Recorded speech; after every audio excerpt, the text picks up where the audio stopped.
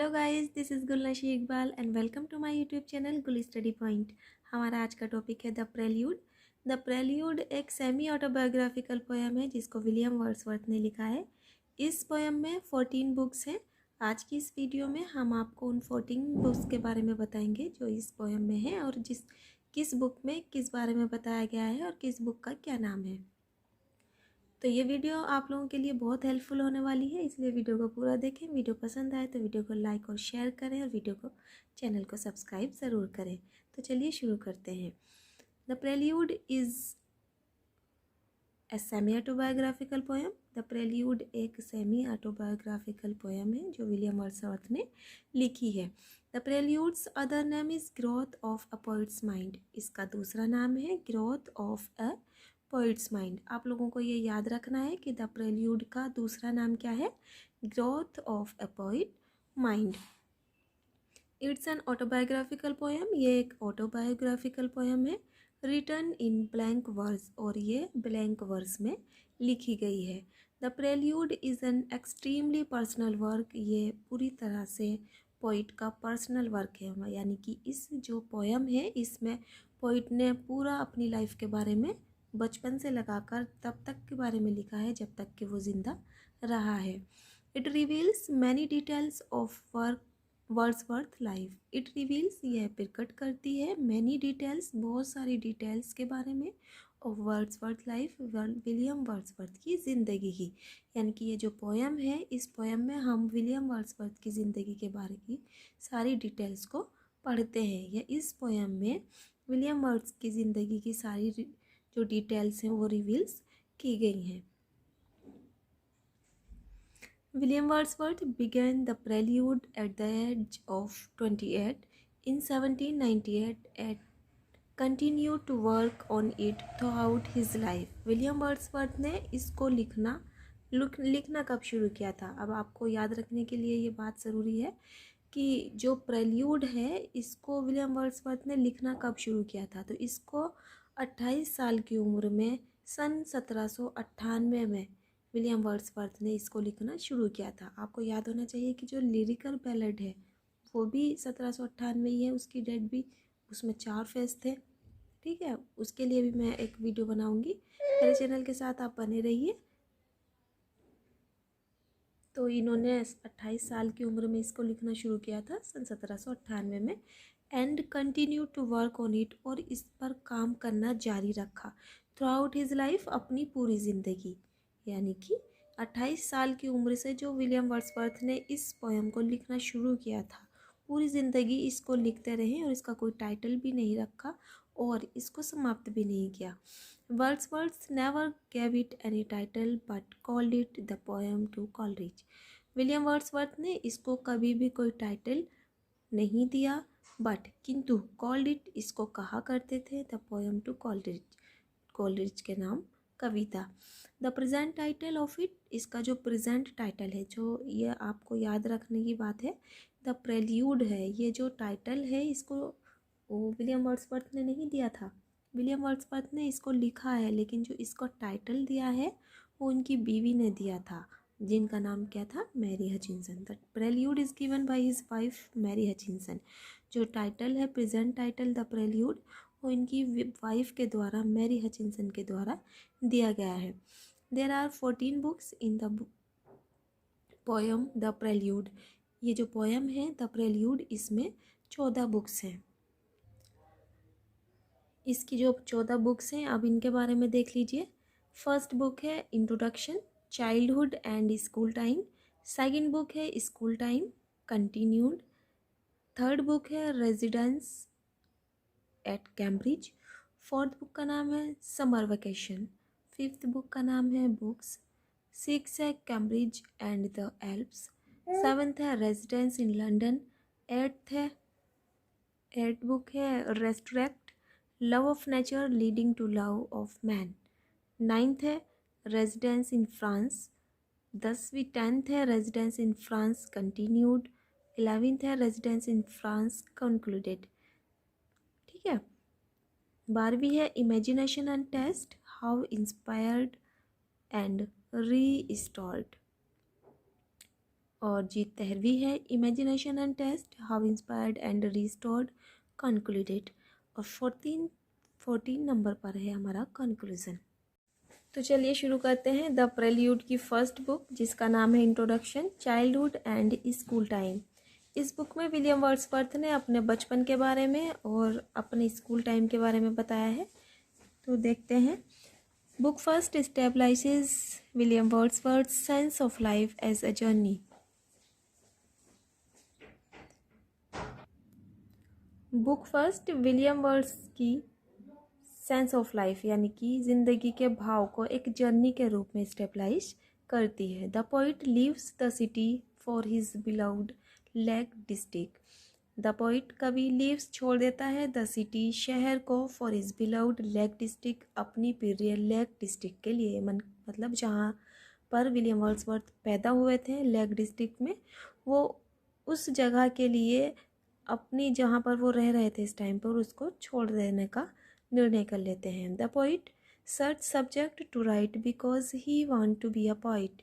The poet कवि search subject को ढूंढते हैं टू राइट लिखने के लिए, बिकॉज क्योंकि he wanted to be a poet क्योंकि वो एक पोइट बनना चाहते थे। वो एक पोइट बनना चाहते थे, तो एक पोइट बनने के लिए उनको किस सब्जेक्ट को चुनना चाहिए ये सभी वो सोच रहे थे। तब तभी ही decided to focus on his own life. उन्होंने अपनी ज़िंदगी पर फोकस करने की ठानी, मतलब उन्होंने डिसाइड किया कि वो किसी और सब्जेक्ट पर नहीं बल्कि अपनी ज़िंदगी के पहलुओं के बारे में लिखेंगे। So the poet describes the childhood incidents in his book first. इसलिए विलियम वर्ड्सवर्थ ने अपनी ज़िंदगी की यानी कि अपने बचपन की घटनाओं को पहली बुक में स्केच किया। उन्होंने लिखा स्केटिंग, उन्होंने स्केटिंग के बारे में लिखा, ऑन द स्नो जो वो बर्फ़ पर स्केटिंग क्या करते थे उसके बारे में लिखा, फ्लाइंग काइट्स पतंग उड़ाने के बारे में लिखा, प्लेइंग कार्ड्स खेलने यानी कि ताश खेलने के बारे में लिखा। इस प्रकार ही डिस्क्राइब हिज अर्ली लाइफ। इस प्रकार उन्होंने हिज अर्ली लाइफ अपने शुरुआती ज़िंदगी को डिस्क्राइब किया in the first book of his prelude की फर्स्ट बुक में, यानी कि उन्होंने प्रेल्यूड की जो फर्स्ट बुक है उसमें अपनी अर्ली लाइफ को डिस्क्राइब किया, अपने चाइल्डहुड को डिस्क्राइब किया। The poet describes his childhood in the opening of the book. जैसे कि किताब खुलती है यानी कि जैसे कि पोएम शुरू होती है, फर्स्ट बुक शुरू होती है, तभी से पोइट डिस्क्राइब्स वर्णन करता है इस चाइल्डहुड अपने बचपन का in the opening of the book के ओपनिंग होने पर। It's difficult to fix the age as the poem opens. ये डिफ़िकल्ट है कि उस टाइम पर जब बुक खुलती है विलियम वर्ड्सवर्थ ने अपनी एज क्या बताई है, ये प्रॉपर नहीं पता है। तो the book first opens with the decision of the poet to leave his life outside England and return to the native area in the Lake District. The book first opens, पहली जो किताब है जिसका नाम है इंट्रोडक्शन, जिसको मैं अब बता रही हूँ आपको, तो ये जब खुलती है या शुरुआत होती है इसकी, तो पोइट जो है डिसीज़न ले रहे हैं कि वो जहाँ पर रह रहे हैं इस टाइम पे इंग्लैंड में उसको छोड़ने का एंड जाने का वहाँ पर जहाँ पर वो पैदा हुए थे यानी कि लेक डिस्ट्रिक्ट में। The rest of the book describes his early childhood. और जो बुक का बचा हुआ पार्ट है वो डिस्क्राइब्स वर्णन करता है हिज अर्ली चाइल्डहुड, उनके बचपन को, and his maturation as a school boy, और उनके मैच्यूरेशन को और उसके बड़ा होने को एज ए स्कूल बॉय, जब वो स्कूल बॉय हो जाते हैं। As he grew in age and size, जैसे जैसे वो उम्र में और साइज़ में बड़े होते हैं, हिज सोल ऑल्सो ग्रू, तब साथ साथ उनकी आत्मा भी बड़ी हो जाती है। Nature was his primary companion, प्रकृति उनकी प्राथमिक साथी थी। अमंग हिज बॉयिश स्पोर्ट्स, उनके बॉयिश स्पोर्ट्स में। The last stanzas explains that, the last stanzas जो आखिरी के स्टेंजाज हैं यानी कि जो पंक्तियां हैं, वो एक्सप्लेन करती हैं दैट कि He chose to begin his epic very early in his life. He chose, उन्होंने चुना, to begin his epic, अपने epic को लिखना शुरू very early in his life, अपनी ज़िंदगी के बहुत शुरुआत में, यानी कि बहुत कम एज में उन्होंने अपनी ज़िंदगी के एपिक को लिखना शुरू किया. As complete indication as possible as is poetic path, जो एक कंप्लीट इंडिकेशन है as possible of his poetic path, उनकी पोइटिक पाथ के लिए. अब आती है सेकंड बुक. सेकंड बुक का नाम है स्कूल टाइम कंटिन्यूड. ठीक है, तो अब देखते हैं इस बुक में क्या बताया गया है. In the second book we read the story of Wordsworth education. Second book में हम विलियम वर्ड्सवर्थ की एजुकेशन के बारे में पढ़ते हैं. He achieved a balance of the external and internal. जैसे ये बताया है कि he achieved a balance of the external and internal. उन्होंने एक्सटर्नल और इंटरनल में एक बैलेंस को अचीव किया. Being acted upon and taking actions, और एक्शन लेते हुए, which developed the visionary ability, जो जिसने उनकी विजनरी एबिलिटी को डेवलप किया. उन्होंने क्या किया कि उन्होंने जो है इंटरनल और एक्सटर्नल में बैलेंस बनाए रखा, और एक्शन को लेते हुए उन्होंने एक्शन को डेवलप किया एंड विजनरी एबिलिटी, और अपने अंदर विजनरी एबिलिटी को डेवलप किया. दैट ही विल नीड, जिसकी उनको ज़रूरत थी in all his life as a poet, एक पोइट की ज़िंदगी के लिए. उन्होंने उस अपनी लाइफ में या अपने पर्सनालिटी में उन सारी चीज़ों का डेवलप किया जो एक पोइट के लाइफ में या पोइट की पर्सनालिटी में डेवलप होनी चाहिए. The book second is a vital part of the Prelude. जो बुक सेकंड है वो एक प्रेल्यूड का वाइटल पार्ट है. बिकॉज, क्योंकि it moves swiftly from childhood to adolescence, क्योंकि ये तेज़ी से बचपन से एडोलसेंस यानी कि एडोलसेंस की तरफ जाती है. नाउ, अब the child will become the young man.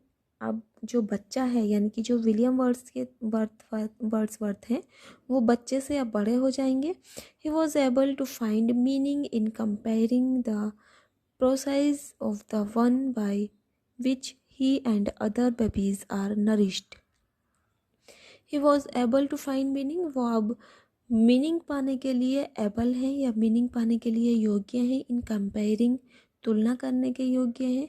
The process to the one by which, उस प्रोसेस को, बाय विच जिसके द्वारा, ही एंड अदर बेबीज, वे और अन्य बच्चे, आर नरिश्ड हुए हैं.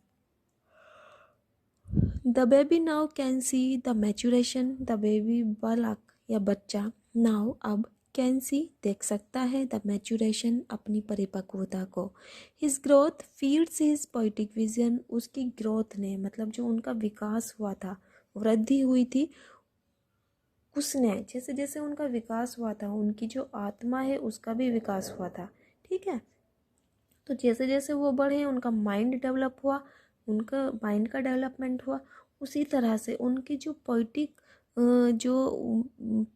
उनकी क्वालिटीज़ थी, पोइटिक विजन था, उनको एक फीड की तरह किया गया. उनकी ग्रोथ ने उसको फीड किया, उनके पोइटिक क्वालिटी को, और उनके पोइटिक विजन को ग्रोथ मिली. यानी कि जो उनकी पोइटिक, तब उनकी जो पोइटिक क्वालिटी थी, उनको पोइट बनने की जो उनके अंदर योग्यता थी, कैपेसिटी थी, उस कैपेसिटी का विकास हुआ. और जैसे जैसे वो बड़े हुए, उनकी जो पोइट्री लिखने का टैलेंट था, उस टैलेंट का भी विकास हुआ, उसमें भी ग्रोथ हुई. और उस ग्रोथ, उनके जो शारीरिक ग्रोथ हुई थी, उस ग्रोथ ने उनके पोइटिक विजन को भी फीड किया. यानी कि उनकी शारीरिक ग्रोथ के साथ साथ उनकी पोइटिक विजन की ग्रोथ भी हुई. ही लाइक द एजेंट और creator of one great mind that was the imagination of the poet. He was like the agent, वो एक एजेंट के समान थे, और एक क्रिएटर या एक क्रिएटर के समान थे, ऑफ वन ग्रेट माइंड, और उनका जो माइंड था वो बहुत ज़्यादा ग्रेट था. That was the imagination of the poet, यही एक पोइट की इमेजिनेशन थी। चलिए अब आते हैं बुक थर्ड पर, जिसका नाम है residence at Cambridge. In the book third में William Wordsworth told about the residence of Cambridge University. William Wordsworth अपने रेजिडेंस यानी कि निवास को बताते हैं ऑफ कैम्ब्रिज यूनिवर्सिटी के जो बुक थर्ड है। देखिए, फर्स्ट बुक में उन्होंने अपने चाइल्डहुड के बारे में बताया, सेकंड बुक में अपने चाइल्डहुड और एडोलसेंस यानी कि अपने स्कूल टाइम के बारे में बताया, और थर्ड बुक में उन्होंने कैम्ब्रिज यूनिवर्सिटी के बारे में बताया, जहाँ पर वो कैम्ब्रिज यूनिवर्सिटी में रहा करते थे। Now the poet was mature and attending the classes in the Cambridge University. Now अब the poet was mature, poet अब मैच्योर थे यानी कि बड़े हो चुके थे, परिपक्व हो चुके थे, and attending the classes in the Cambridge University, और कैम्ब्रिज यूनिवर्सिटीज़ में क्लासेस अटेंड कर रहे थे। His times as a student are mixed, उनका वक्त एज ए स्टूडेंट एक स्टूडेंट के हिसाब से आर मिक्सड हो गया था। नाउ अब he doesn't fully concentrate on the courses, वो अब पूरी तरह से कॉन्सेंट्रेट कोर्सेज पर नहीं करते थे। Wordsworth spends much time travelling at every opportunity.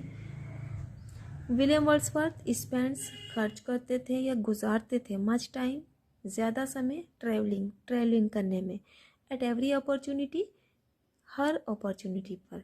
He enjoys great books, उन्होंने बड़ी बड़ी महान बुक्स को पढ़ा और उनको इन्जॉय किया, and the traditions of the university, और यूनिवर्सिटी की ट्रेडिशंस को लाइक किया, यानी कि ट्रेडिशंस मिस होती हैं परंपराएं, उन्होंने कैम्ब्रिज यूनिवर्सिटी की जो परंपराएं थी उनको लाइक की। अब आती है बुक 4, जिसका नाम है समर वेकेशन। इस बुक में विलियम वर्ड्सवर्थ अपनी समर वेकेशन के बारे में बताते हैं। William Wordsworth imaginations are growing, William Wordsworth की जो इमेजिनेशंस हैं, जो कल्पनाएं हैं, आर ग्रोइंग, उनका विकास हो रहा है। He tries to understand himself, वो अपने आप को समझने की कोशिश करते हैं। He also relates the incidents of a brief meeting with the poor. He also वे रिलेट्स जोड़ते हैं या रिश्ता रखते हैं, जोड़ते हैं द इंसिडेंट्स घटनाओं को, ऑफ ए ब्रीफ मीटिंग एक संक्षिप्त मीटिंग से, विद द पुअर एक गरीब की।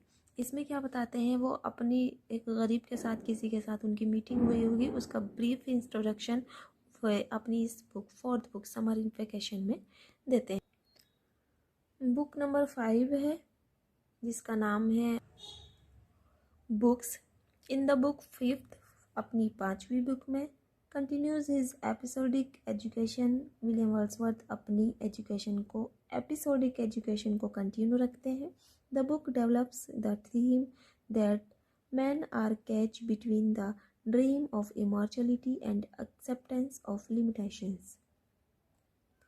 द बुक, ये किताब डेवलप करती है द थीम को, दैट की मैन आर कैच बिटवीन, व्यक्ति पकड़ा जाता है, बिटवीन बीच, द ड्रीम ऑफ इमॉर्चलिटी के स्वप्न के बीच, एंड एक्सेप्टेंस ऑफ लिमिटेशंस, और लिमिटेशंस की एक्सेप्टेंस के बीच।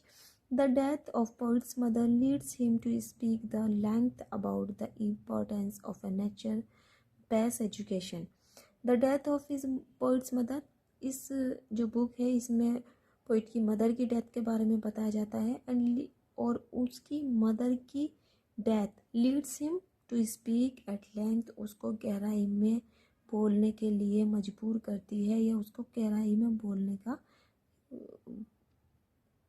कैपेसिटी डेवलप करती है, about the importance of a nature based education, और उनको इम्पोर्टेंस महत्व बताती है of a nature based education की, चिल्ड्रन जो बच्चों के लिए ज़रूरी होती है। इस बुक में विलियम वर्ड्सवर्थ बताते हैं कि जो नेचर बेस्ड एजुकेशन है, या नेचर से ही बच्चे सारे जो हैं एजुकेशन को अचीव करते हैं, उन्होंने नेचर को जो है बहुत ज़्यादा इम्पोर्टेंस दी है अपनी पोएम में।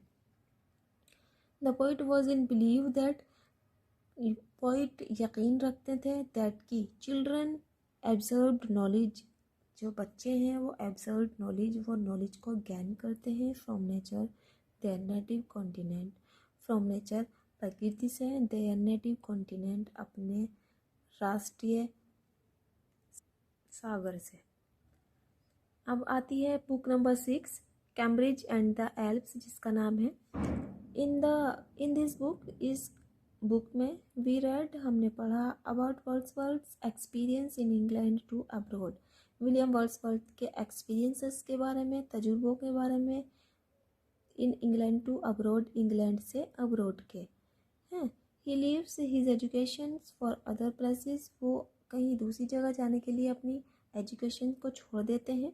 The poet told about France, Switzerland and Italy, इस बुक में William Wordsworth France, Italy and Switzerland के बारे में बताते हैं। He and his friend manage to cross the highest mountains pass almost by chance.